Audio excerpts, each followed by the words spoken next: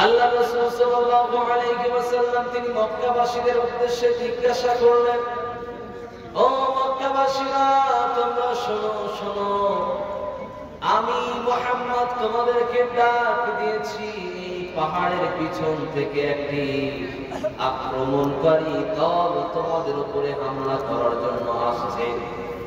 এই কথা যদি আমি তোমাদেরকে বলি তাহলে তোমরা কি বিশ্বাস করবে? তখন তারা সাথে সাথেই বলল, ওই বেঈমানের দল, মুশরিকের দল, যারা ওই মুহাম্মদকে অবিশ্বাস করে, এমনটা নয়, ওই মুহাম্মদকে যারা পাগল বলে, ওই মুহাম্মদ সাল্লাল্লাহু আলাইহি ওয়াসাল্লামকে যারা জাদুকর বলে, যারা জ্যোতিষী বলে, যারা গণক বলে, ওই সমস্ত লোকেরাই বিশ্ব নবীর নাম দিয়েছিল আল আমিন। আল আমিন শব্দের অর্থ হলো আমানতদার। দ্বিতীয় আরেকটি ব্যাখ্যায় নবী সাল্লাল্লাহু আলাইহি ওয়াসাল্লামকে তারাই নাম দিয়েছিল সিদ্দিক, অর্থাৎ সত্যবাদী ব্যক্তি। এই নবীর ব্যাপার নিয়ে বিশ্ব নবী সাল্লাল্লাহু আলাইহি ওয়াসাল্লাম তিনি যে সত্যবাদী আমানতদার, এই সার্টিফিকেট নবীর দেওয়া, সাহাবীদের দেওয়া না বেঈমানদের দেওয়া? কোনটা? কথা বলেন, আপনারা কথা বলবেন না, আমি শুধু বলে দেবো, শেষ করে দেবো কি? এটা হবে? নামাজের ভিতরে যখন পড়া হয়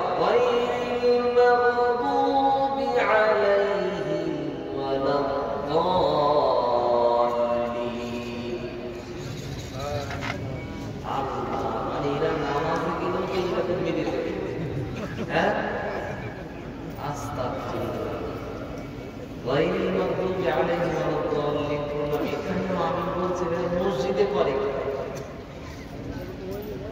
আপনারা কি ওইরকম মুসল্লি?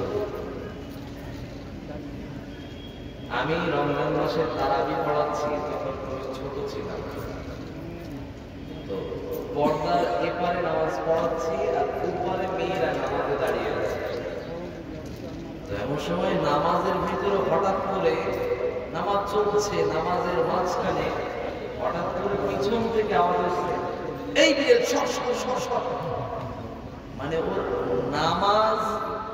নামাজ যে পড়ছে, ওর নামাজ আছে না গেছে? হ্যাঁ, তো আপনাদের ভিতরে কি ওই রকম হয়ে গেছে? মহিলাদের আমি আসতে বলা, আপনারাও সেই প্র্যাকটিসটা করছেন? দেখতে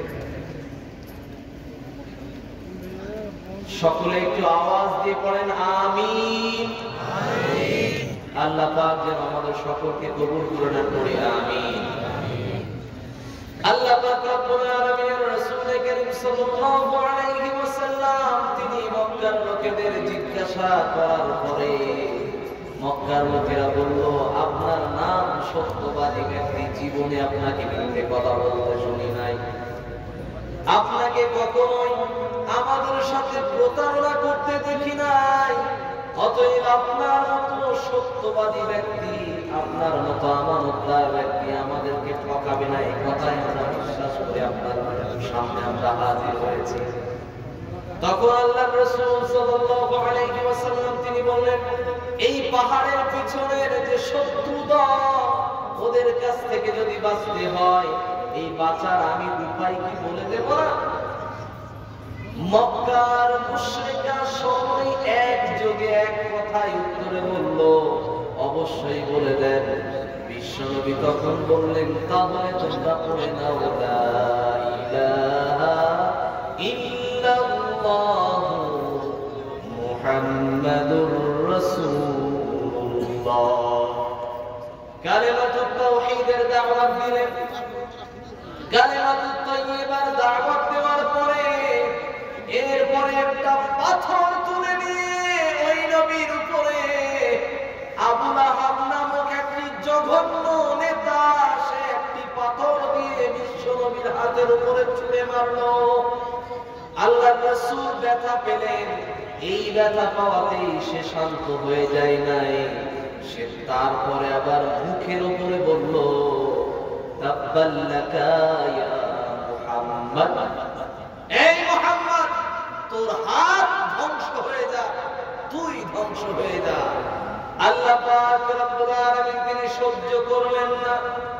যে নবীকে আল্লাহ পাক রব্বুল আলামিন তিনি পছন্দ করে মিরাজে ডেকে নিলেন, সেই নবীর মুখের উপরেই কথা বলে। আল্লাহর কোরআনের উপরে যে স্পর্ধা দেখাতে যায়, বিয়াদবি করতে চায়, আল্লাহর সাইজ করতে 2 সেকেন্ডও সময় লাগে না। কথা ঠিক না? এটা আওয়াজ দিয়ে বলেন। সে আল্লাহ পাক রব্বুল আলামিন তিনি জানেন যেই সময় ওই কাফের বেঈমান মুশরিক এই কথা বলেছে, মুহাম্মদ তো হাত ধ্বংস হয়ে যাক, আল্লাহ পাক রব্বুল আলামিন ওই সময় তিনি ঘোষণা দিলেন, তাব্বাত ইয়াদা আবি লাহাব ওয়া তাব। আল্লাহ পাক রব্বুল আলামিন তিনি জানেন ধ্বংস হোক আবু লাহাব, তোরই 2 হাত ধ্বংস হয়ে যা, তুই নিজেই নিপাত হয়ে যা। আল্লাহ পাক রব্বুল আলামিনের এই কথার পরে ওই আবু লাহাব তখনই কিন্তু ধ্বংস হয়ে যায় নাই। এই কথা শুনে আমাদের নাস্তিকের কিছু বাচ্চারা, কিছু নাস্তিকের নাস্তিক যারা আল্লাহতে বিশ্বাসী নয়, নবীতে বিশ্বাসী নয়, ঈশ্বরে বিশ্বাসী নয়, এমনকি স্রষ্টা এই যে শব্দটা, এই স্রষ্টা শব্দের সঙ্গে আল্লাহর সম্পৃক্ততা আছে, এই কথাতে তারা বিশ্বাস করে না। এইরকম যারা ব্যক্তি আছে তারা প্রশ্নবিদ্ধ করে, আল্লাহ যে বলল আবু লাহাব তোর হাত পড়ে যা, তুই ধ্বংস হয়ে যা, তো আবু লাহাব তখন মরে নাই কেন? আল্লাহর যদি ক্ষমতাই থাকে তো আবু লাহাবের হাত কেন ধ্বংস হয়নি? এরপর আল্লাহ পাক রব্বুল আলামিন তিনি বলেন, মা আফনা আনহু মালুহু ওয়া মা কাসাব। ধ্বংস হয়ে যা, তোর যত রকম ধন সম্পদ অর্জন করেছিস সমস্ত মাল সম্পদ ধ্বংস হয়ে যা। এবং সত্যই এগুলো আবু লাহাবের জীবনে কোন রকম উপকার করেনি। আসি এই 2টা আয়াতের ব্যাখ্যায় একটু নেমে আসে। আল্লাহ পাক রব্বুল আলামিন এই কথা যখন বললেন, আবু লাহাবের সেই সময়ের সময়টা এমন ছিল, আবু লাহাব ওই সময়ে নবী সাল্লাল্লাহু আলাইহি ওয়াসাল্লামের উপরে পাথর মেরেছে, মেরে যখন শাস্তি দেওয়ার পরিকল্পনা করেছে, এটাই কি নবীর উপরে শাস্তি দেওয়ার পরিকল্পনা কি শেষ? জি না। রাসূল সাল্লাল্লাহু আলাইহি ওয়াসাল্লামের উপরে শাস্তি দেওয়ার জন্য, নবীর কালেমার দাওয়াতকে বন্ধ করার জন্য আর একজন ব্যক্তি নবী সাল্লাল্লাহু আলাইহি ওয়াসাল্লামের মাথা কাটার জন্য যায়। ওই ব্যক্তির নাম হলো ওমর ফারুক রাদিয়াল্লাহু আনহু। ওমর ফারুক রাদিয়াল্লাহু আনহু তিনি একটা সময় গেল, তিনি জানতে পারলেন মক্কার ভিতরে সব আমাদের নিজেদের বাপদাদার ধর্মের বিষয় নিয়ে ফিতনা ছড়ায়, ধর্মের বিরোধিতায় কথা বলে একজন ব্যক্তি, ওই ব্যক্তির নাম হলো মুহাম্মদ। অতএব মুহাম্মদকে যদি শেষ করা যায়, মুহাম্মদই হলো কি যত রকম নষ্টের গোড়া। জোরে বলবো না নাউযুবিল্লাহ। এই নবীর কথা নিয়ে ওমর ফারুকের প্রতিক্রিয়া তখন এটা। এবারে মুহাম্মাদের বিষয় নিয়ে আলোচনায় বসা হচ্ছে। আল্লাহর রাসূল সাল্লাল্লাহু আলাইহি ওয়াসাল্লামকে নিয়ে কি করা হবে? আল্লাহর রাসূল সাল্লাল্লাহু আলাইহি ওয়াসাল্লামের বিষয় নিয়ে সকলে মিলে গোল টেবিল করা হচ্ছে। গোল টেবিল করার সময় আল্লাহর রাসূল কারীম সাল্লাল্লাহু আলাইহি ওয়াসাল্লাম তিনি তখন কাবা শরীফের আঙিনায় তিনি তখন নামাজে রত আছেন। আল্লাহর রাসূল তিনি তখন প্রকাশ্যে তিনি একলা একলা নামাজ পড়েন বাইতুল্লাহর আঙিনায়। আল্লাহর রাসূল নামাজ পড়েন, বেঈমান কাফেরের দল, মুশরিকের দল দেখতে পেয়েছে নবী নামাজ পড়ে, অতএব নবীর নামাজে বিঘ্নতা লাগাতে হবে। যারা কোরআনের দাওয়াতে যারা বিঘ্নতা সৃষ্টি করে, যারা ইবাদতে যারা বিঘ্নতা সৃষ্টি করে, তাদের বিষয়টা যদি আমরা লক্ষ্য করি বাস্তবতা যদি আমরা লক্ষ্য করতে যাই, ওই বাস্তবতার নাম হলো বাংলাদেশ। আমরা আগে মনে করতাম হাসিনা সরকার আছে বলেই এই সমস্ত নেতা মাহফিলের মঞ্চে বসে থেকে কোরআনের মাহফিলে হাদিসের কথার বিরুদ্ধে তারা বিভিন্ন রকম আওয়াজ তোলে, ইসলামের বিরোধিতা তারা করে। কিন্তু আসলে কি তাই? আসলে মোটেও তাই নয়। হাসিনা সরকারের পতন হয়েছে গত 5 মাস হয়ে গেছে, তারপরেও সেই জায়গাতে, সেই এলাকার মাহফিলগুলোতে, আজও কোরআনের মাহফিলগুলোতে এখনো বাধা বিঘ্নতা দেখা যায় না? যায় কি যায় না? তো তার কোন রকম পরিবর্তন নাই। এটার অর্থ কি? এটার অর্থ ওই দেশটার মানুষদের ভিতরে সমস্যা, সরকারের কোন সমস্যা না। সরকার যেই আসুক বিরোধিতা করতেই থাকে। 2 নাম্বার, আল্লাহর রাসূল সাল্লাল্লাহু আলাইহি ওয়াসাল্লামের মাথাটা কেটে আনার জন্য একটি আলোচনায় বসা হলো যে মুহাম্মদের মাথাটাকে যে কেটে আনতে পারবে তাকে এত স্বর্ণ মুদ্রা তাকে দেওয়া হবে। ঘোষণা, পুরস্কার ঘোষণা করা হলো।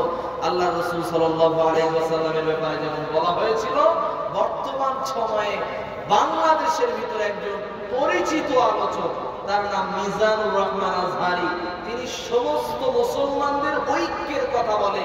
এইরকম একজন বিচক্ষণ এবং পরিচিত আলেম, এই ব্যক্তিটার ব্যাপার নিয়ে একজন ঘোষণা দিয়েছে যে আজহারি সাহেবের মাহফিলে বাধা বিঘ্নতা সৃষ্টি করা হবে।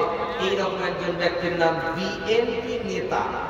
নাম্বার 2, একজন আলেম, একজন বিদগ্ধ, একজন পীর সাহেব, মাজার পূজারী পীর সাহেব, সে ঘোষণা দিয়েছে মিজানের মাথাটাকে যে কেটে এনে দিতে পারবে তাকে আমি 10 লক্ষ টাকা পুরস্কার দেব। একটু জোরে বললাম নাউযুবিল্লাহ। কত বড় জঘন্যতম আসপর্দা হতে পারে যে মুসলমান, যে আলেমদেরকে সমস্ত মুসলমানরা সম্মানের চোখে দেখে, সম্মানিত করে মানুষ, সেই মুসলমানদের ভিতরে আলেমরা আলেম সমাজের পিছনে লেগে আছে। কথা ঠিক কিনা? আমাদের দেশের ভিতরে নাই, আমাদের এলাকার ভিতরে নাই। একই মুসলমান সূত্রের মানুষ, এরা একই রকম ভাবে কথা বলতে বলতে বলতে বলতে হঠাৎ করে শুরু হয়ে যায় এই যে যারা জোরে আমিন বলে, এই যে যারা বুকে হাত বাঁধে, আর এই যারা পায়ে পা মিলিয়ে নামাজ পড়ে, এরা হলো ইবলিসের থেকেও জঘন্যতম মানুষ। কেন বলেছে কথা? আমি আপনাকে বলছি, ওই লোকটাই আবার বক্তব্যের মঞ্চের ভিতরে বলেছে কি, যে ফিলিস্তিনের মুসলমানদেরকে হত্যা করা হচ্ছে, ফিলিস্তিনের গাজার মুসলমানদেরকে মারতে মারতে মারতে তারা নির্দয় হওয়ার পরে তারা কি করেছে, সেইখানে সেই ফিলিস্তিনের ভিতরে শেষ যে হাসপাতাল ছিল চিকিৎসা করার জন্য, সেই হাসপাতালটাকে পর্যন্ত তারা ধ্বংস করে দিয়েছে। এর নাম ইসরায়েল। এই নির্দয় নামক ইসরায়েল মুসলমানদের উপরে এত হত্যাযজ্ঞ চালিয়েছে এবং এইটাকে সাপোর্ট করে তার নাম আমেরিকা। এই আমেরিকা সবকিছুতে তাকে সহযোগিতা করেছে। আল্লাহ পাক রব্বুল আলামিন তাদেরকে এইভাবেই শাস্তি দিয়েছে। ওই শাস্তিটা কি হিসাবে দেখিয়েছে আপনি দেখতে পারেন। আমেরিকার ক্যালিফোর্নিয়ার একটি জায়গা আছে লস অ্যাঞ্জেলেস, এই জায়গাতে আগুন লেগেছে, দাবানল লেগেছে, কিন্তু সে আগুন যত রকম তাদের প্রক্রিয়া ছিল, যত রকম তাদের ব্যবস্থাপনা ছিল, কোন ব্যবস্থাপনা দিয়ে তারা সেই আগুনকে 3 দিনের নিচে তারা নিভাতে পারে নাই। আমি বোঝাতে যাচ্ছিলাম, এই কথা বলছে কে? যেই লোকটা বলেছে জোরে আমিন যারা বলে তাদের বিরুদ্ধে বলছে ইবলিসের থেকে খারাপ। যেই লোকটা, যেই হুজুরটা বলছে মুসলিম দরদি নামে এই কথা বলছে, বুকে হাত বাঁধে যারা, তারা হলো এরা ইবলিসের থেকেও জঘন্য চরিত্রের মানুষ, কারণ এরা ঈমান ছিনিয়ে নেয়। আমি আপনাকে বলতে চাইছিলাম, ও হুজুর, আপনি যেই জোরে আমিন আর আস্তে আমিনের কথা বলছেন, ওই জোরে আমিন বলনেওয়ালা লোক ওই ফিলিস্তিনের মুসলমানরা। তো আপনি কার বিরুদ্ধে কথা বলেন? একই মুখ দিয়ে কেন দুই রকম কথা বলেন? ওদেরই দরদ নিয়ে আপনি কথা বলেন, আবার ওদেরই বিরুদ্ধে আপনি তাদেরকে ইবলিস বানিয়ে দেন। ও মানে আপনার এলাকায় যত রকম জোরে আমিন আর বুকে হাত বাঁধনেওয়ালা লোক আছে, তারা সবাই কাফের, তারা সবাই বিদআতি, তারা সবাই হাদিসের বাইরের দল, তারা সব কোরআনের বাইরের দল। এরা সব উড়ে এসে ইবাদত করে। এরা আপনাকে দেখানোর জন্য ইবাদত করে না, আল্লাহকে দেখানোর জন্য। কাকে? যারা জোরে আমিন বলে, যারা বুকে হাত বাঁধে, এরা কাকে দেখানোর জন্য ইবাদত করে? কথা বলে আল্লাহকে দেখানোর জন্য। এই লোকটা যেই সময় যেই কথা বলছে, আমি বলতে চাইছিলাম আমরা যারা হানাফি বিদ্বেষী করি, আমরা যারা আহলে হাদিস বিদ্বেষী, আমরা যারা হাম্বলি, মালিকি, শাফিঈ বিদ্বেষী, আমি বলতে চাইছি না আপনি কোন মাযহাব মানবেন, কোন মাসলাক মানবেন, আমার উদ্দেশ্য ওখানে নাই। হুজুর আপনি যেই কথা বলছেন, এই সময় আমি আপনাকে স্মরণ করিয়ে দিতে চাই, উত্তরপ্রদেশের একটি জায়গাতে একটি হিন্দু মহিলাকে নিয়ে চলে গেছে স্বাভাবিকভাবে একটা মুসলমান ছেলে, প্রেম প্রীতি করে, যেটা অবৈধ প্রেম করে পালিয়ে নিয়ে চলে গেছে।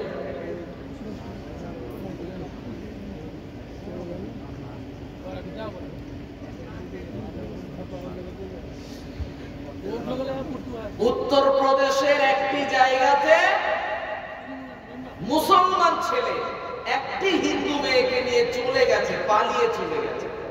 জঘন্যতম একটি অপরাধ। ইসলামের মানদণ্ডে আল্লাহ পাক রব্বুল আলামিন তিনি নিষেধ করেছেন, ওয়ালা তাকরাবুজ জিনা, জিনার ধারে কাছেও যেও না। কিন্তু এই ছেলেটা কোরআনের নীতির বিরুদ্ধে গিয়েছে, মেনে নিলাম। এইরকম প্রক্রিয়া দেশের ভিতরে বহু নাগরিকদের ভিতরে চলতেই থাকে। এই জঘন্যতম অপরাধ করেছে, কিন্তু যে অপরাধ করেছে শাস্তি সেই পাওয়ার মতো তাকে শাস্তি দেওয়ার দরকার ছিল। অপরাধ যে করেছে শাস্তি সেই পাবে, এটাই উচিত ছিল। কারণ তারা প্রাপ্তবয়স্ক নাগরিক, শাস্তি তাদেরকেই দেয়, সমস্যা নেই। কিন্তু সেই মেয়েটা হিন্দু মেয়ে হওয়ার কারণে ওই মেয়েটা বাবা এবং যারা আত্মীয় স্বজন ছিল তারা গেল হিন্দু একটি সংগঠনের কাছে। খেয়াল করে শুনবেন মুসলমান, হিন্দু একটি সংগঠনের কাছে যাওয়ার পরে এরপরে তার দলের ওই গুন্ডা পান্ডা লোকেরা এসে এই যে ছেলেটা একটি মেয়ে, হিন্দু মেয়েকে নিয়ে চলে গেছে, ওই ছেলেটা মা, চাচি, দুইজন চাচি এবং তার মা এবং তার বোনকে নিয়ে চলে গেছে। নিয়ে যাওয়ার পরে তাদের এলাকাতে নিয়ে গেছে, নিয়ে গিয়ে পুরো মাথা থেকে যত পোশাক ছিল, মাথা থেকে পা পর্যন্ত, জুতো পর্যন্ত তার গায়ে পায়ে রাখেনি, জামা কাপড়ের ন্যূনতম কিছু রাখেনি। কত জঘন্যতম, লজ্জ, নির্লজ্জ এই কাজ। তারা আমার ধর্মের না হতে পারে, কিন্তু এই দেশের তারা নাগরিক, তারা ভোটার, এক একটা তারা ভোটার প্রাপ্ত এক একজন নাগরিক। এরপরে তাদের জামা কাপড় মাথা থেকে পা পর্যন্ত খুলে নিয়ে ওইগুলোকে তাদের সামনে জ্বালিয়ে ফেলে দেওয়া হলো। এ পর্যন্তই যদি সীমিত থাকতো অসুবিধা ছিল না। ওই সমস্ত তিনজন রমণীকে এবারে কি করা হলো, দুইজন চাচি, একজন তার মা, এই তিনজনকে ওইভাবে রাস্তা দিয়ে হাঁটাতে হাঁটাতে পুরো তাদের এলাকা পর্যন্ত ধাওয়া করা হয়েছে। রাস্তাতে বহু মহিলা ছিল, কেউ একবারও এগিয়ে এসে দয়া করে তাদের গায়ে কাপড় চাপিয়ে দেয়নি। আপনি আমাদেরকে বলেন যে আমরা আপনাদের হিংসা প্রতিহিংসার কথা বলি, আপনাদের সন্তানগুলো যখন এইরকম জঘন্যতম কাজ করে, এই কাজের বিরোধিতা করতে গিয়ে পুলিশের কাছে যখন আপিল করা হলো, যখন সেখানে গিয়ে কেস এবং সেখানে গিয়ে ডায়েরি করার কথা বলা হলো। পুলিশ বলল আমাদের সম্মুখে এরকম ঘটনা ঘটেনি, অথচ পুরো 2টা গ্রাম সাক্ষী হয়ে আছে, গ্রামের কেউ সাক্ষী দিতে আসেনি। আমি এই কথাই বোঝাতে যাচ্ছিলাম, এই দেশের ভিতরে ওই যে নারীদেরকে নগ্ন করা হলো উলঙ্গ করে, পুরো গ্রামময় দেখানো হয়েছিল এমনটা নয়, তাদেরকে নিয়ে ফেসবুকে লাইভ দেওয়া হয়েছে, পুরো পৃথিবীকে দেখানো হয়েছে এই নগ্নতা, এই নির্লজ্জ এই অবস্থা। মুসলমানদের বর্তমান দশা হয়ে গেছে, হুজুর এই যে মহিলাদেরকে, মুসলমান মহিলাদেরকে নগ্ন করা হয়েছিল, এরা কি জোরে আমিনের দল না আস্তে আমিনের দল? প্রশ্ন রেখে গেলাম হুজুর আপনাকে, এরা জোরে আমিনের দল ছিল না আস্তে আমিনের দল ছিল? আপনার মনেই যদি হয়ে থাকে জোরে আমিন বলনেওয়ালা, বুকে হাত বাঁধনেওয়ালারা ইবলিস শয়তানের থেকে জঘন্য হতে পারে, এরা কি ইবলিসের থেকে খারাপ? এরা তো নিজের ধর্ম পালন করছিল, এরা শুধুমাত্র কালেমাওয়ালা হওয়ার কারণে এবং মুসলমানের মা চাচি হওয়ার কারণে এদের সম্মান হানি হতে হলো।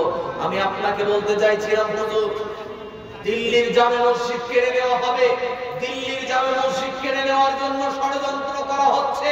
দিল্লির জামে মসজিদের সিঁড়ির নিচে নাকি সেখানে কোনো কারো নাকি লিঙ্গ পাওয়া যাবে যাচাই করলে। হুজুর আপনাকে বলছি, দিল্লির জামে মসজিদ কি জোরে আমিন তার কারণে কেড়ে নিচ্ছে? আস্তে আমিন তার কারণে কেড়ে নিচ্ছে? মাথা ঠিক রেখে কথা বলবেন। কারো বিরোধিতা করার জন্য পুরো কমিউনিটিটাকে পিছিয়ে দিলেন, এই রকমটা উচিত ছিল না। আমি বোঝাতে যাচ্ছিলাম, যে ফিলিস্তিনি মুসলমানদের নিয়ে তুমি দরদ ভরা কথা বলো, সেই ফিলিস্তিনিরাই বুকে হাত বাঁধার দলের লোক, জোরে আমিন বলার দলের লোক। তাই আপনাকে বোঝাতে যাচ্ছি হুজুর, এই দল ওই দল করে লাভ নাই। এখন বর্তমান সময়ে পুরো মুসলিম কমিউনিটির পক্ষে দাঁড়িয়ে আপনার কথা বলা উচিত। কথা বলেন ঠিক কিনা? কথা বলেন।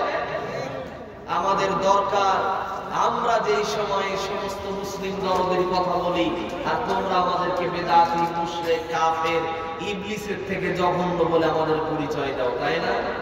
আমরা তোমাদের কাছে ওই আশা করি, আমরা তোমাদের কাছে কোনো কিছু এক্সপেক্ট করি না, কিন্তু তোমরা আমাদেরকে পচাতে পচাতে এমন একটা জায়গায় নিয়ে গেছো যে আমরা যাতে তোমাদের বিরুদ্ধে কথা বলি, কিন্তু না, আমরা তোমাদের বিরুদ্ধে দাঁড়ানোর প্রয়োজন মনে করি না।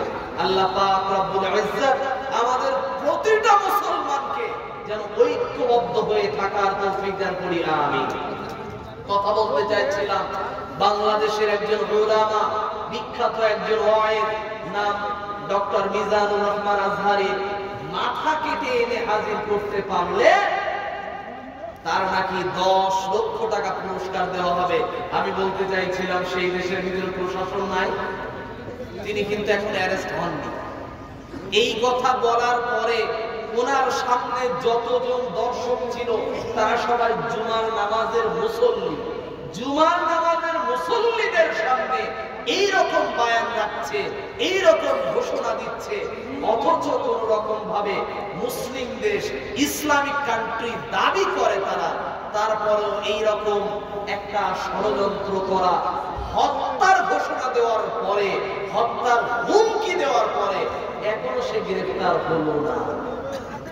এর নাম কি মুসলমান দেশ নামের কলঙ্ক নয়? কলঙ্ক নয়? আমি এই কথা বলে তাদেরকে, আমি বাংলাদেশিদেরকে আমি দোষিত করতে চাইছি না, কিন্তু একজন সম্মানিত আলোচক, সম্মানিত আলেমকে তারা সেই সময়ে তারা হত্যা করেছে। তার নাম আল্লামা দেলোয়ার হোসেন সাইদি রহমাতুল্লাহ আলাইহি। তিনি মৃত্যুবরণ করেছিলেন, পিছনে তাদেরই পরিপূর্ণ ষড়যন্ত্র ছিল। কথা বলেন ঠিক কিনা? আল্লাহ পাক রব্বুল আলামিন তিনি জানেন।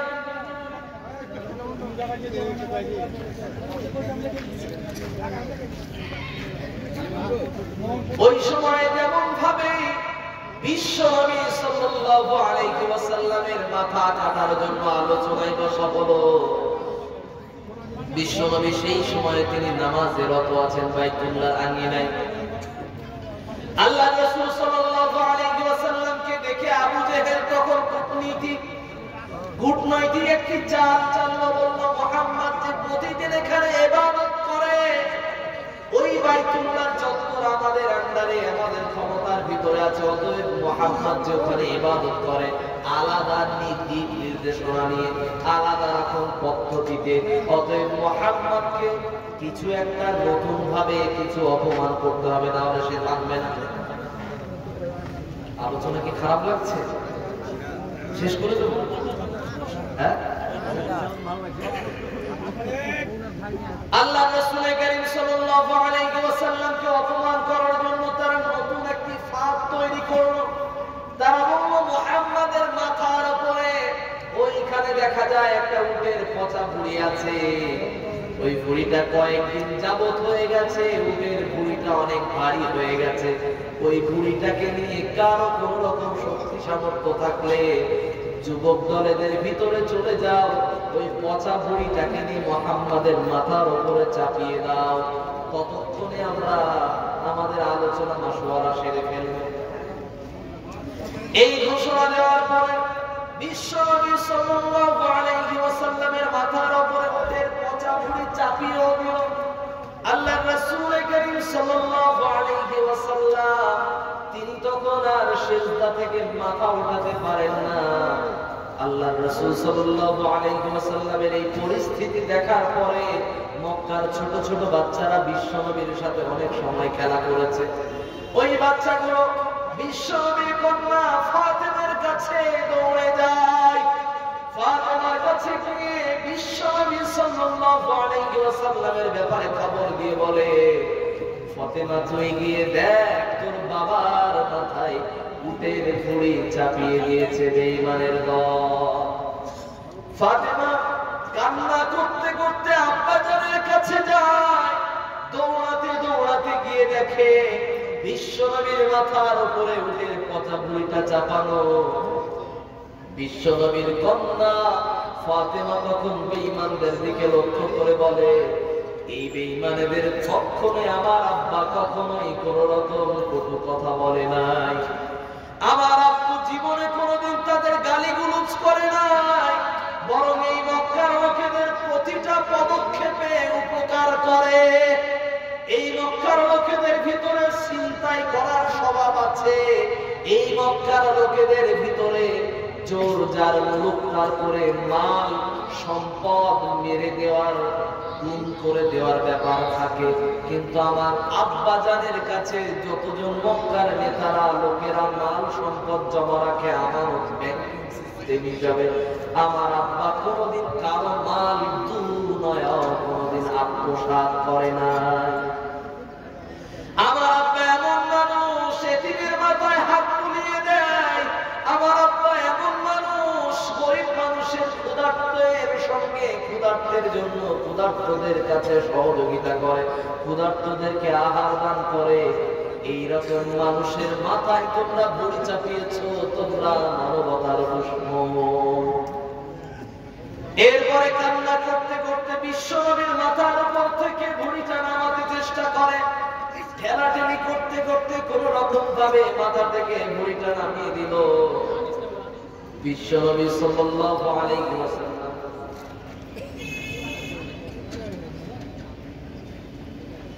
এরপরে তিনি ওইখান থেকে যখন সিজদা করে উঠে এলেন, বিশ্বনবী সাল্লাল্লাহু আলাইহি ওয়াসাল্লাম তিনি আল্লাহর কাছে ফরিয়াদ করে বলেছিলেন, রব্বুল আলামিন তুমি এই বেঈমানদেরকে মুশরিকদেরকে তুমি দেখে রেখো। আল্লাহ পাকের হাতে তিনি বিশ্বনবী বিচারটা দিয়ে দিয়েছিলেন। আমরা বলতে চাই বর্তমান সময়ে বহু বেঈমান মুশরিকের দল আছে না নাই? আছে। এরা সর্বসময় মুসলমানদের বিরুদ্ধে, মুসলমানদের ইবাদত নিয়ে এদের সর্বসময় এলার্জি লেগেই থাকে। একটা বাবরি মসজিদ কেড়ে নিয়ে তাদের মন শান্তি হয় নাই, তারা আবার লেগেছে আমাদের জ্ঞানবাপী মসজিদ নেবে, এরপরে আমাদের নাকি পশ্চিম বাংলার মালদাহের আদিনা মসজিদও নাকি নেবে, এরপরে তাদের আরো আরো জায়গা লাগবে। এই জায়গা দেখতে দেখতে তারা তাজমহলের দিকে চোখ ফেলেছে। তারা আমাদের আজমির শরীফ নামক একটি জায়গা, এই মনুমেন্ট বলেন অথবা কবরস্থান বলেন অথবা মাজার বলেন, যেটাই বলেন না কেন সম্পূর্ণ এগুলো সবই মুসলমানদের সম্পদ, কথা ঠিক কিনা? এই মুসলমানদের সম্পদ গুলোতে তারা সর্বসময় বাঁকা নজর নজর দিয়ে রেখেছে। মুসলমানদের এই জায়গাগুলো নাকি তাদের খুবই পছন্দ। ওদের যদি এতই পছন্দ হয় ভাই, মসজিদের জায়গাগুলো তোদের যদি এতই পছন্দ হয়, তোদের মন্দির বানানোর কি দরকার? তোরাই মসজিদ গুলো বানিয়ে দে, কথা ঠিক না? তোদের যদি এতই মসজিদ পছন্দ হয়, তো মন্দির বানানোর তো দরকার নেই, তোরাই মসজিদ বানা। মন্দির বানাচ্ছিস, আর যদি মন্দিরও বানাচ্ছিস তো ভালো কথা। তো সেই মন্দির বানালি, যেই মন্দিরের নাম কি রাম মন্দির, সেই রামের জন্য, রামের ভক্তর এলাকায় যে রাম মন্দির গড়লি, সেই এলাকায় তোদেরকে হারিয়ে দিল। কেমন ভক্ত রে তোরা? এমন ভক্ত, সেই ভোট প্রচারের জন্য, ইলেকশনের জন্যই তো রাম মন্দির বানায়। তোদের নাম কি? তোরা ওই দল, যেই দলের নাম বিজেপি, তোরাই তো বানালো।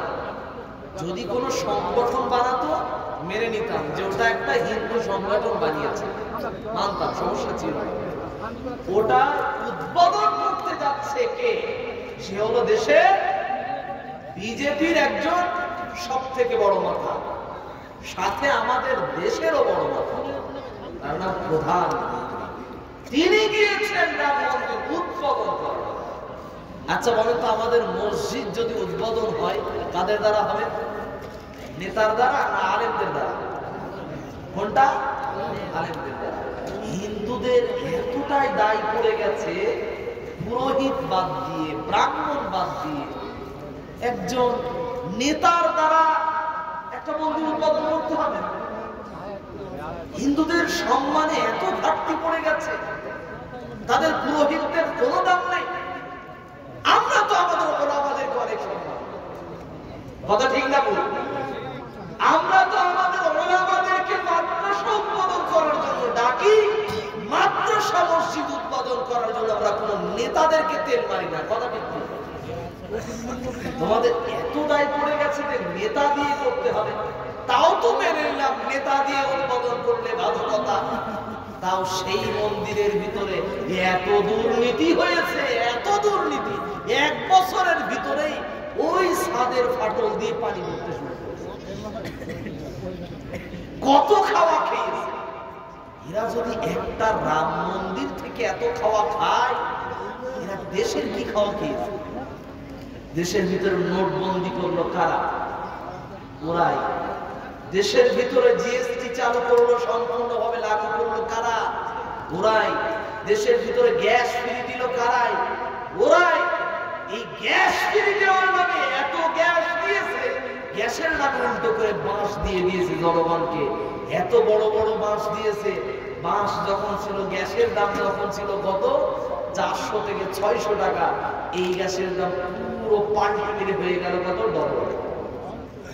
মানুষ বুঝেই উঠতে পারে যে free free free free free এত ফ্রি দিয়েছে, এই ফ্রি হতে হতে যেন জিও কানেকশন হয়ে গেছে, কথা ঠিক না বল?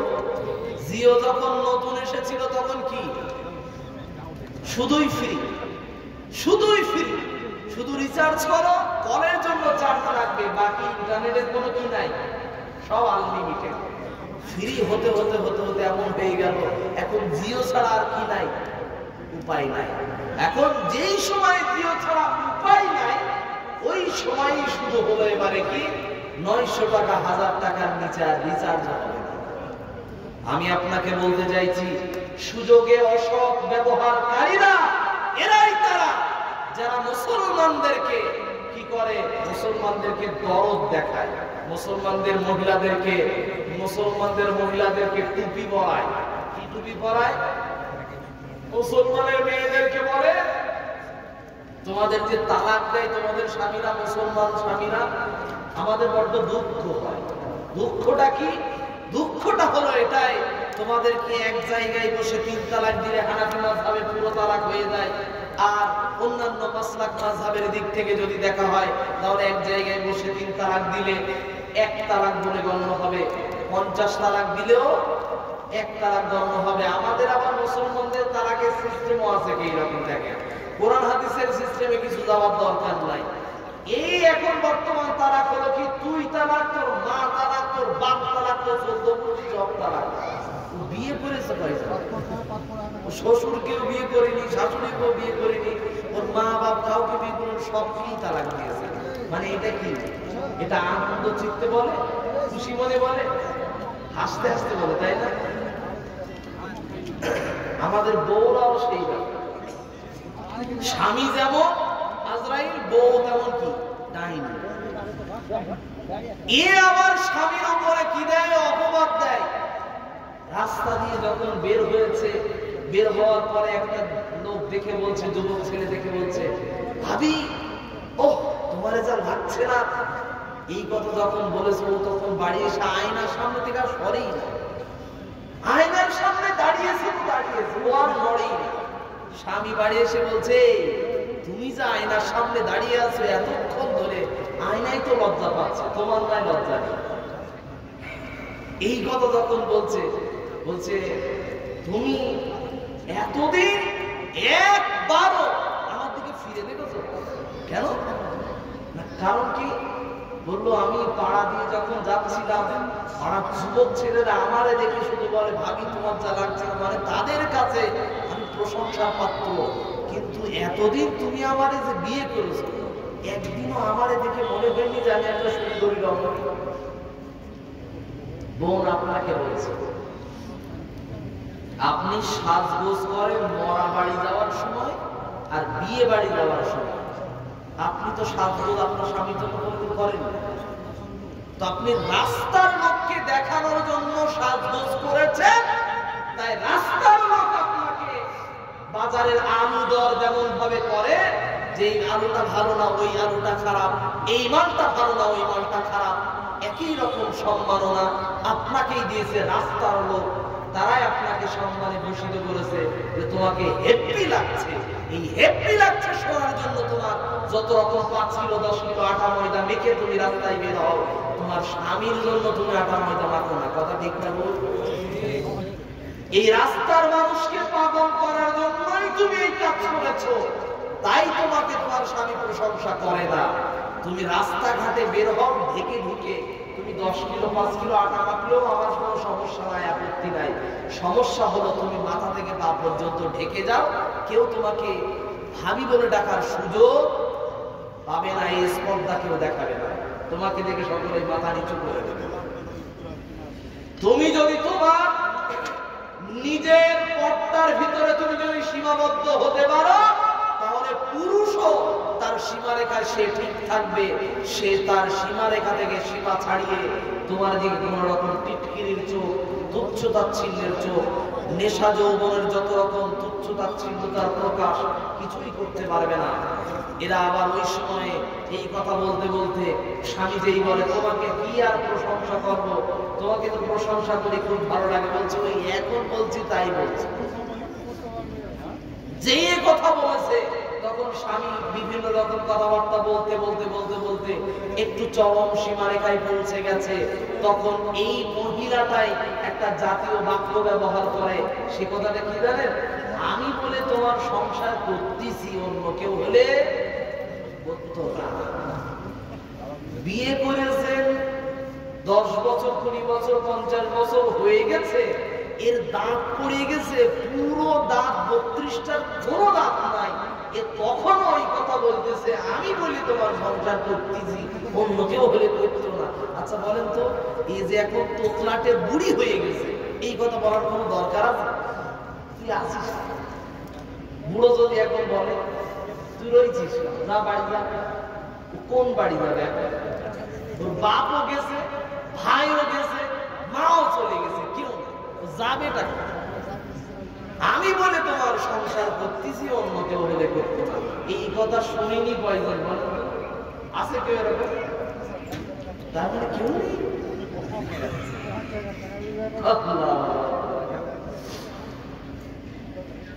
যদি এর পরেও কেউ যদি থেকে থাকে, আপনাকে জানায় আপনি পৃথিবীর শ্রেষ্ঠ পুরুষ। সব থেকে ভাগ্যবান পুরুষ আপনি, কারণ আপনি পেয়েছেন একজন সতী রমণী, ভালো মহিলা পেয়েছেন, পৃথিবীর শ্রেষ্ঠ রমণী। এরা এত ভালো, এত ভালো, এরা যখন কি হয়েছে কথা, স্বামীর কথা এত চলাচলে, এরা স্বামীর উল্টো চলতে চলতে চলতে এত বড় হয়ে যায়, স্বামীর প্রতিটা কথা উল্টো করে। স্বামী যেটা বলে শিশুদের মতো এরা তার উল্টো করে। স্বামী যদি বলে যে জোরে কথা বলো না, সেটাই করবে। স্বামী যদি নিষেধ করে ওর বাড়িতে দেবো না, সেটাই করবে। মায়ের সাথে ঝগড়া করবো, ওইটাই আগে করবে। আমার আত্মার সাথে বিয়াদবি করবো না, ওইটাই আগে করবে। এই সমস্ত কাজগুলো ওদের দ্বারা বেশি বেশি হয়ে থাকে। একটা সময় দেখা যায় বুড়ি দাদিমা থালা মাজতে মাজতে নদীতে পড়ে ভেসে চলে গেছে।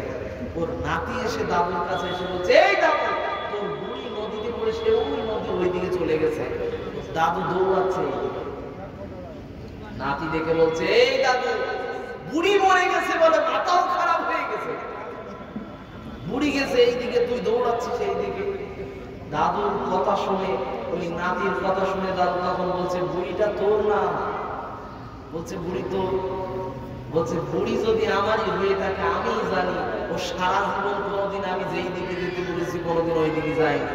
ও মরার পরেও সোজা হয়নি, ওই দিকে জীবনে যাবে, উল্টো দিকে। এর নাম নারী জাতি। আমি বলতে চাইছিলাম এরা হলো পেকা হাড়ের জিনিস। এদের মরণ পর্যন্ত যদি সোজা করেন পট করে ভেঙে যাবে। এদেরকে সোজা করা সম্ভব নয়। এরা তিনটি কথা কখনো মনে রাখতে পারে না। নাম্বার 1, স্বামীর হাতের মায়ের এরা মনে রাখতে পারে না। নাম্বার 2, স্বামীর উপদেশ কোনোদিন মনে রাখতে পারে না। নাম্বার 3, সন্তান প্রস্রাবের যন্ত্রণা এরা মনে রাখতে পারে না। যখন প্রস্রাবের প্রথম বাচ্চার যন্ত্রণা পায় তখন ওরা প্রতিজ্ঞা করে ওই সময়, আল্লাহ জীবনে আর বাচ্চা হলো না। কিন্তু তারপরে 2 বছর পরে আবার বাচ্চা আল্লাহ দিয়ে দেয়। কিন্তু এই যে প্রক্রিয়া চলতে চলতে চলতে এদের ভিতরে দেখা যায় কারো 10টা বাচ্চা, কারো 8টা বাচ্চা, কারো 3টে, আবার কেউ হ্যাপি ফ্যামিলি নিয়ে রেখেছে, একটা ছেলে একটা মেয়ে। আচ্ছা, তোর বাচ্চা যদি করোনা হয়ে মরে যায় তো এরপরে কি পাবে? তোর হ্যাপি ফ্যামিলি, হ্যাপি ফ্যামিলির গোষ্ঠী কিলাই।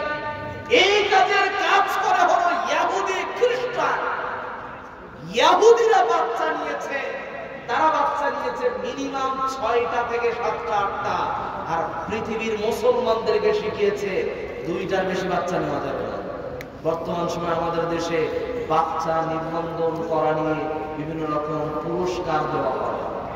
যারা নিজে থেকে, পুরুষরা নিজেদের যৌবন নষ্ট করার জন্য নারী ছিঁড়তে যেতে পারবে, সেরা ছিঁড়তে যেতে পারবে, কাটতে যেতে পারবে, তাদেরকে এত টাকা তাদেরকে দেওয়া হবে, এইরকম প্রলোভন আছে না নাই?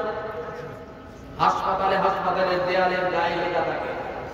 মহিলাদেরকে বলা হয় 2টা বাচ্চার পরে এরপরে কি করা হয়, টিউব লাগিয়ে দেওয়া হয়, সন্তান নারী বন্ধ করে দেওয়া হয় অথবা কেটে দেওয়া হয়, কর্তন করে দেওয়া হয়। এই কাজ বর্তমানে সরকার থেকে, প্রশাসন থেকে, গভর্নমেন্ট থেকে, হাসপাতাল থেকে করে দেওয়া হচ্ছে। আমি আপনাকে বলছি, সন্তান বন্ধ করার ব্যাপারে যে আপনারা যে সমস্ত প্রক্রিয়া চালাচ্ছেন মুসলমানদের উপরে, আপনারা যে বিভিন্ন রকম নির্যাতন মুসলমানদের উপরে চালাচ্ছেন, আপনাদেরকেই বলছি, আমাদের দেশের সব থেকে বড় মাতা, তার নাম কি? নরেন্দ্র মোদী। আমাদেরকে বলে আমরা নাকি বাচ্চা বেশি। আমাদেরকে গালি দেয়, জেহাদি জেহাদি বলে গালি দেয়। আমাদেরকে জেহাদির বাচ্চা জেহাদি বলে গালি দেয়। তার নাম শুভেন্দু অধিকারী। আমাদের দেশের, আমাদের রাজ্যের ভিতরে দাঁড়িয়ে সে পশ্চিমবঙ্গের বুকে সেইভাবে গালিগালাজ করে মুসলমানদেরকে। সে বলে কি, জেহাদির বাচ্চা এখানে আয়, জেহাদিরা এখানে আয়। আমি ইলেকশনের কথা বলতে আসিনি, আমি রাজনীতির কথা বলতে আসিনি, কিন্তু জেহাদ শব্দ আমার ইবাদতের শব্দ। তুমি এই শব্দ নিয়ে বিষাদগার করবে, তোমাকে ছেড়ে আমরা কথা বলতে পারবো? কথা বলবো না, তোমাদেরকে ছেড়ে দেওয়া হবে না। এজন্যই বলছি, এই রোগটা এরাই বলে আমরা মুসলমানরা নাকি বাচ্চা বেশি নেই। তাহলে একটু অঙ্কে আসা যাক, হিসাবে আসা যাক। দেশের বড় মাতা, তার নাম প্রধানমন্ত্রী নরেন্দ্র মোদী স্যার। ওনারা ভাই বোন কয়জন? 6 ভাই বোন। এরপর আমরা বাচ্চা বেশি। এরপরে আছেন অমিত শাহ, এনারাও ভাই বোন কয়জন? 6 ভাই বোন। তারপরে বাচ্চা কারা? আমরাই বেশি। এরপরে মোহন ভাগবত,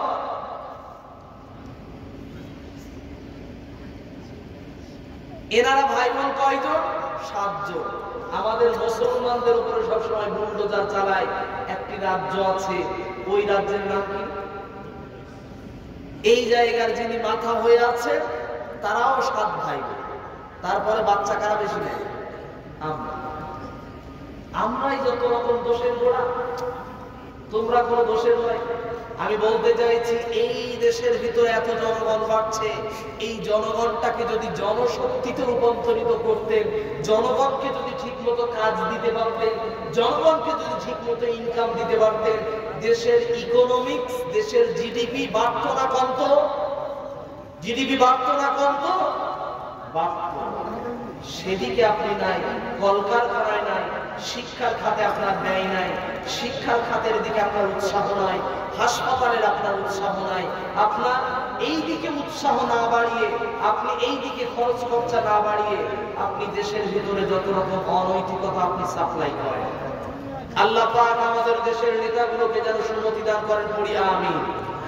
আল্লাহ রাসূল কারীম সাল্লাল্লাহু আলাইহি ওয়াসাল্লামের বিষয় নিয়ে মানবতার দুশমন যারা যারা যে সমস্ত ব্যক্তিরা দুর্নীতি নিয়ে সব সময় কথা বলে, দুর্নীতির সঙ্গে লিপ্ত থাকে, জোর জার বলতার এইরকম নীতির সাথে যারা যুক্ত থাকে, এই সমস্ত লোকেরা বিশ্বনবীর মাথার উপরে ঘুড়ি চাপানোর পরে তারা শান্ত মনে হাসাহাসি করে। বিশ্বনবী তিনি কাঁদতে কাঁদতে বাড়ি এসে নিজের বাড়ির ভিতরে তিনি কাঁদতে কাঁদতে কথা বলতে থাকে। বিশ্বনবী সাল্লাল্লাহু আলাইহি ওয়াসাল্লাম তিনি যখন ওই সময় কাঁদছেন, বেঈমান কাফেররা তারা বলেছিল কথা, আবার নবী হলো লেজকাটা, নবীর পুত্র সন্তান পৃথিবীতে জীবিত নাই, নবী হলো নির্বংশ। এরপর আল্লাহ পাক রব্বুল আলামিন তাদেরকেই তিনি নির্বংশ বানিয়ে দিলেন। ইন্না শানিআকা হুয়াল আবতার। আল্লাহ পাক রব্বুল আলামিন তিনি নবীকে জানালেন, ও নবী আপনি নির্বংশ নন, আপনি লেজকাটা নন, ওই বেঈমান কাফেররা তারাই নির্বংশ হয়ে যাবে, তাদের উত্তরসূরি কেউই থাকবে না, বরং তাদের নামটা নেওয়ার মতো, নামটা নিয়ে সম্মান করবে এইরকম ব্যক্তি পৃথিবীতে কেউ জীবিত থাকবে না। আমি আল্লাহ পাক রব্বুল আলামিন এমন একটা সময় এনে দেব, এমন একটা পরিস্থিতি দাঁড় করিয়ে দেব, যে সময়ে আপনি নবীর নাম উচ্চ ভাবে ও আনা হবে, সম্মানের সঙ্গে বলা হবে। বেঈমান কাফেরদের মুখে মুখে আজকে সারা পৃথিবীতে যেই লোকটার ডাঙ্কা বাজে, যেই মানুষটার নামে মানুষ সম্মানের সাথে নাম বলে, সেই ব্যক্তিটার নাম হলো মুহাম্মাদুর রাসূলুল্লাহ সাল্লাল্লাহু আলাইহি ওয়াসাল্লাম। সেই নবীর উপরে যারা ওই সময়ে চড়াও হয়েছে, চড়াও হওয়ার পরে এবারে ঘোষণা দেওয়া হলো মুহাম্মাদের মাথাকে কেটে এনে দিতে পারবে।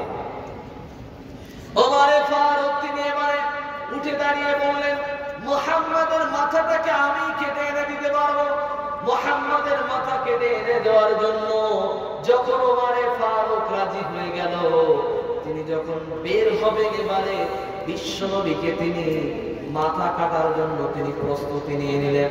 কিন্তু বিশ্বনবীকে মাথা কাটার আগে ওমর ফারুক নবীকে ফলো করতেছিলেন, অনেক অনেক রকম ভাবে ফলো করছিলেন যে মুহাম্মদকে মাথা কখন কাটতে যাওয়া যাবে।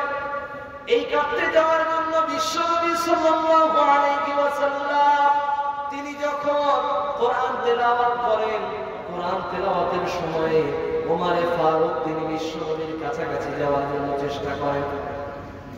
বিশ্বনবীর কাছে যাওয়ার জন্য যখন চেষ্টা করেন, ওমর ফারুক রাদিয়াল্লাহু আনহু তিনি যখন ইসলাম গ্রহণ করেন নাই, সে সময় আল্লাহর রাসূল সাল্লাল্লাহু আলাইহি ওয়াসাল্লামের কাছে যখন কোরআন তেলাওয়াতের জন্য, কোরআন তেলাওয়াতের কথাগুলো শোনার জন্য যখন সে সামনে আসার চেষ্টা করে, আল্লাহর রাসূল সাল্লাল্লাহু আলাইহি ওয়াসাল্লাম তিনি কোরআন তেলাওয়াত করেন, ওমর ফারুক তিনি মনে মনে প্রশ্ন করেন, মুহাম্মদ তো কারো কাছে কোনো রকম কথা, কোনো রকম আরবি কথা বলা শিখে নাই, কারো কাছে টিউশনি পড়ে নাই, কোনো স্কুল বিদ্যালয়ে যায় নাই, অতএব মুহাম্মদ আরবি ভাষা এত সুন্দর পারদর্শী কি করে হয়েছে? মুহাম্মদ নিশ্চিত কোন রকম এই যে কথাগুলো বলে, এই কথাগুলো নিশ্চিত মুহাম্মাদের কোন কবির কাছে থেকে শেখা, নিশ্চিত এটা কোন কবির কথা। আল্লাহ পাক রব্বুল আলামিন তিনি জানালেন, ওয়া মা হুয়া বিকাউলি শাইরিন কলিলাম মা তুমিনুন। আল্লাহ পাক তিনি জানালেন এটা কোন কবির কথা নয়, এটা কোন কবিদের কথা নয়, বরং তোমরা এটার প্রতি অল্পই বিশ্বাস করে থাকো। দুই নম্বর আল্লাহ পাক রব্বুল আলামিনের কথা আবার আসছে, কিন্তু ওমর ফারুক এই কথা যখন শুনতে পেলেন, আমি মনে মনে প্রশ্ন করেছি এটা নিশ্চিত কোন কবির কথা, তাহলে ওই কথার উত্তর মুহাম্মদ কি করে দেয়?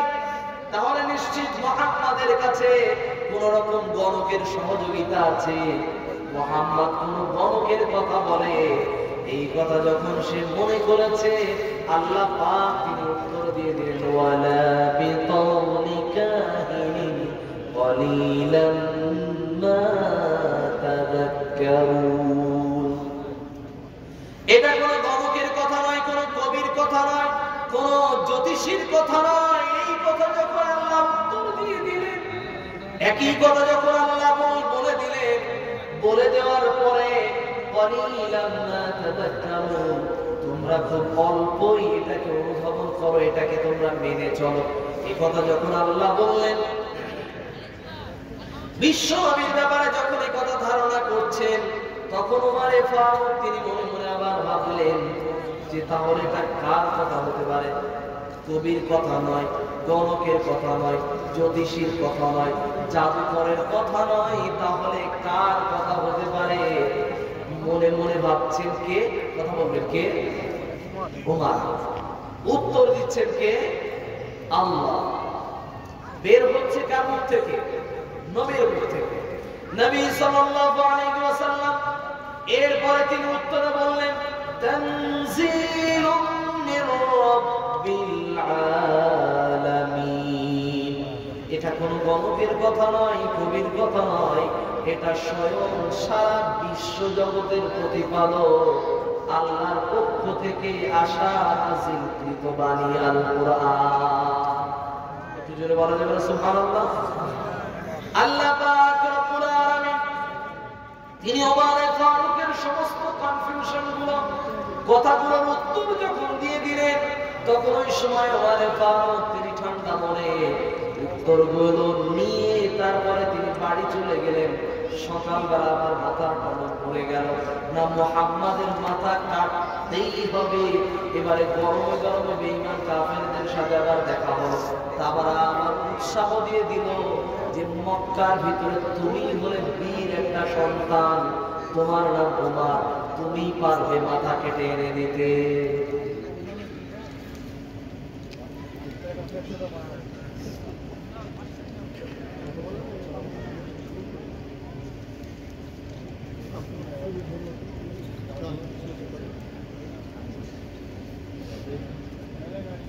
ওমর ফারুক রাদিয়াল্লাহু আনহু তিনি তখন ইসলাম গ্রহণ করেন নাই, বিশ্ব নবীর মাথা কাটার জন্য প্রস্তুত যখন নিয়ে নিল, আল্লাহ পাক রব্বুল আলামিনের কাছে ওমর ফারুক তিনি সব সময় চাইতেন একটি কথা, ওমরের ভিতর থেকে একটি কাজ ছিল, একটি বৈশিষ্ট্য ছিল, যেটা হলো সত্য, যেটা ভালো, যেটা ন্যায়, আমি সেটারই পক্ষেই থাকবো, এর নাম ওমর। এই ওমর ফারুক তার নিয়তই ছিল এটা যে আমি সত্যটাকে মানুষের কাছে জানাবো, সত্যটাকে প্রতিষ্ঠিত করব, ন্যায়টাকে প্রতিষ্ঠিত করব। ওমর ফারুকের উদ্দেশ্য কিন্তু নবী মুহাম্মদকে হত্যা করা উদ্দেশ্য না, উদ্দেশ্য হলো সমাজের ভিতরে ন্যায় ফিরিয়ে আনা, সমাজের ভিতরে শান্তি শৃঙ্খলা ফিরিয়ে আনা, উদ্দেশ্য ওমরের এই। আল্লাহ পাক রব্বুল আলামিন, আল্লাহ পাক রব্বুল আলামিনের কাছে বিশ্বনবী ওমর কাছে বিশ্বনবী তিনি দোয়া করলেন কাবা শরীফের কাছে গিয়ে, রব্বুল আলামিন তুমি ইসলামের জন্য মক্কার ভিতরে দুইজন বিচক্ষণ ব্যক্তিকে তুমি কবুল করে নাও। একজনের নাম আবু জেহেল। আবু জেহেলকে আল্লাহর রাসূল কিন্তু ঘৃণা করতেন, আল্লাহর রাসূল তিনি পছন্দই করতেন, তার জন্যই তাকে আল্লাহর এই সম্মানের ইসলামে তাকে আনার জন্য দোয়া করেছিলেন। নাম্বার 2, বিশ্বনবী তিনি দোয়া করেছিলেন ওই ব্যক্তির ব্যক্তিত্বের নাম হলো ওমর ফারুক রাদিয়াল্লাহু আনহু। আল্লাহ পাক রব্বুল আলামিন দুইজনের দোয়া, দুইজনের জন্য দোয়াটাকে কবুল করে নিলে, কবুল করে নিয়ে আল্লাহ পাক তিনি ইসলামের জন্য কবুল করেছিলেন কয়জনকে? একজনকে কবুল করেছিলেন, তার নাম ওমর ফারুক রাদিয়াল্লাহু আনহু। তিনি যখন পথ দিয়ে বের হলেন, রাস্তা দিয়ে অহংকারের বশবর্তী হয়ে মুহাম্মাদের মাথা কাটবে এইরকম রাগান্বিত মনোভাব নিয়ে এগিয়ে যাচ্ছে। প্রতিমধ্যে একজন ব্যক্তির সাথে দেখা, সাথী বন্ধুর সাথে দেখা। সে বলল কোথায় যাও? সে তখনই বলে দিল যে আমি মুহাম্মদ নামক এই লোকটা ফিতনাবাজটাকে আমি পৃথিবী থেকে বিদায় করতে যাচ্ছি। এমন কথা বলার পরে সেই লোকটাই সাথে সাথে বলল, পরের ঘর সামলাতে আগে যেও না, নিজের ঘর আগে সামলাও। পরকে আগে মারতে যেও না। ওই মুহাম্মাদের এই কালেমা পড়ে তোমার বোন বোনাই, তোমার বোন আর তার স্বামী দুইজন ইসলাম গ্রহণ করে নিয়েছে, তোমার বোন এবং দুলা ভাই দুইজন ইসলাম গ্রহণ করে নিয়েছে। আগে তাদের সাইজ করো, পরে গিয়ে মুহাম্মাদকে সাইজ করো। এই কথা বলার পরে রাগে ফোঁস করতে করতে বোনের বাড়ির দিকে ব্যাগ নিয়ে বোনের বাড়িতে গিয়ে দেখলো সত্যিই দরজা খটখট করে আওয়াজ দিচ্ছে। দেওয়ার সময় শুনতে পেল একটি পবিত্র ধ্বনি, পবিত্র কোরআনের আওয়াজ। এই পবিত্র কোরআনের তেলাওয়াত শুনছিলেন। তিনি জানতে পেরে তারপরে বোনের কাছে যখন জানতে চাইলো, বোন তুমি মুহাম্মাদের ধর্মকে কবুল করেছে, কথা আমি শুনলাম, এই কথা কি সত্য? বোন তখন বলল, হ্যাঁ ইসলাম আমি কবুল করেছি, মুহাম্মাদের নীতি আদর্শ আমি গ্রহণ করেছি, আমার এতে কোনো রকম আপত্তি নাই, কোনো রকম দ্বিধা নাই। এই কথা বলার পরে বোনকে কয়েকটা থাপ্পড় দিয়ে ওমর ফারুক বোনকে ফেলে দিলেন, ধরাশায়ী করে ফেললেন। এরপরেও বোন উঠে বলছে যে এই কালেমা পড়েছি লা ইলাহা ইল্লাল্লাহ, এই কালেমার দ্বিতীয়বার আমি কোনোদিন ছাড়বো না। মরণ হয়ে যেতে পারে আপনার হাতে, আপনি আমার ভাই, আপনার হাতে যদি আমার মরণ হয়ে যায় তারপরে আমি ইসলাম ছাড়বো না। ওমর ফারুকের ভিতরে তখন কামড় দিয়ে লাগলো। এই কথা তখন ভূত চড়ে দিলে তার ভিতরে। বিশ্বনবীর ওইদিকে কোরআনের তেলাওয়াত তার ভিতরে একরকম সাড়া ফেলে দিয়েছে। 2 নম্বরে বিশ্বনবীর দোয়া করার কারণে তার অন্তর আরো একটু নরম হয়ে রয়েছে। আবার এদিকে বোন, যেই বোন জীবনে কোনোদিন আমার মুখের উপরে কথা বলে না, সেই বোন আছে ইসলামে আসার পরে এত বড় গর্জন দিয়ে কথা বলেছে, আমি ওমরের সামনে সারা মক্কার কোন রকম নেতা পর্যন্ত সাহস পায় না আমার সামনে দাঁড়িয়ে কথা বলে। সেই বোন আমার সামনে দাঁড়িয়ে কথা বলছে, ওই বোনের কাছে পরিচয় আছে আমার সম্পর্কে আমার বোন ভালো করেই জানে আমি কতটা বড় বীর পুরুষ, কতটা বড় আমি বলবান শক্তিশালী পুরুষ। এটা সম্পর্কে আমার বোনের জ্ঞান থাকার পরেও আমার বোন আমার সামনে দাঁড়িয়ে মাথা উঁচু করে কথা বলছে। নিশ্চিত এই ইসলামের ভিতরে কোনো সাহসিকতা আছে, এর ভিতরে ঈমান নামক কোন একটা পাওয়ার কাজ করছে, কোন একটা পাওয়ারের ভিতরে আছে, যেই শক্তির সামনে আমি ওমরের শক্তিটার কাছে জিরো মনে হয়েছে। অতএব এই বোনের ইসলাম কি বলে একটু জানতে হবে। বোনের কাছে বললো, কি করছিলি বল, যেটা পড়ছিলি সেটা আমাকে দে, আমি সেটা পড়তে চাই। বিশ্বনবীর দীক্ষিত ইসলামের ওই কন্যা ওমর ফারুকের বোন বলল, এই কোরআন তখন ধরা যায় লা ইয়ামাসসুহু ইল্লাল মুতাহহারুন, পবিত্র কোরআনকে অতক্ষণ স্পর্শ করা যায় না যতক্ষণ না পবিত্রতা অর্জন করো। অতএব পবিত্রতা অর্জন করো, প্রথমে ফরজ গোসল নিয়ে এসো, তারপরে তুমি পবিত্রতা অর্জন করার পর এই কোরআনে স্পর্শ করতে পারবে। বলার পরে নীতি আদর্শ গ্রহণ করে নিয়ে উমারে ফারুক তিনি গোসল করলেন, পবিত্র হলেন, এরপরে এলেন পবিত্র কোরআনের সূরা তাহা পড়লেন। উমারে ফারুক তিনি ইনজিল সম্পর্কে জ্ঞান রাখতেন, তাওরাত সম্পর্কে জ্ঞান রাখতেন। অতএব পূর্ববর্তী যত ধর্মের যত ইতিহাস যত কথাগুলো উমারে ফারুক আগেও পড়তে ভালোবাসতেন, ইসলাম আসার পরেও নবীর সামনে একদিন তিনি তাওরাত পড়ছিলেন, আল্লাহর রাসূল তিনি সেটাও দেখেছিলেন, দেখে বলেছিলেন, ওমর পুরাতন ইতিহাসগুলোকে, পুরাতন কথাগুলোকে, তাদের কিতাব যদি না পড়ে তুমি আমি নবীর সামনে যদি পবিত্র কোরআন তেলাওয়াত করো, তার থেকে অনেক বেশি আমি খুশি হব।